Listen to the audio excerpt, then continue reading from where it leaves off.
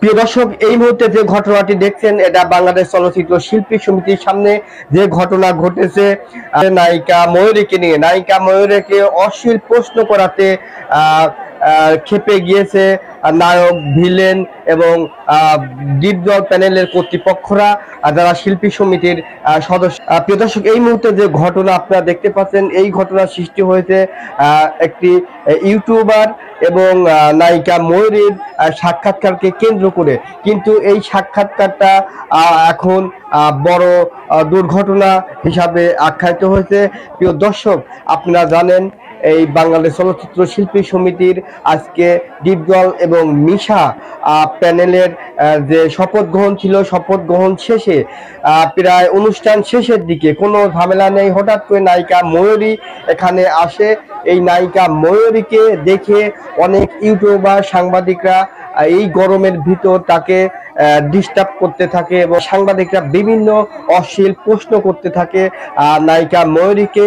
সেই প্রশ্ন সঠিক উত্তর না দেওয়ায় সাংবাদিকরা একের পর এক প্রশ্ন করতে থাকে। এই গ্যাঞ্জামটা, প্রিয় দর্শক, সৃষ্টি হয়েছে।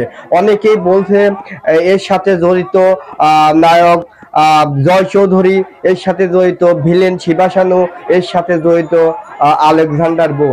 প্রিয় দর্শক, এটা সূত্রপাত হয়েছে সম্পূর্ণ নায়িকা ময়ূরীর সাক্ষাৎকারকে কেন্দ্র করে।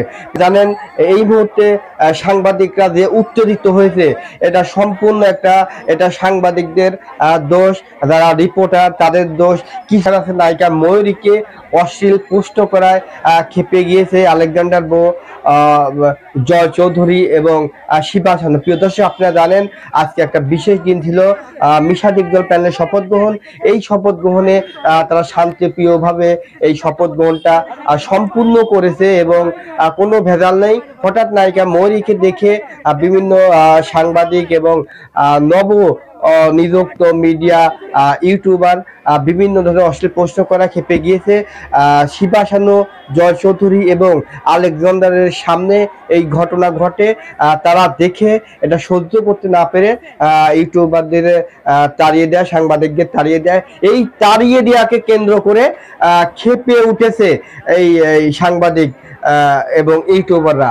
দর্শক, আপনারা জানেন এই আজকে এই যে বিশেষ একটা দিনে মিশা ডিপজল প্যানেলের যে জয়ী হয়েছে তাদের একটা শপথ গ্রহণ।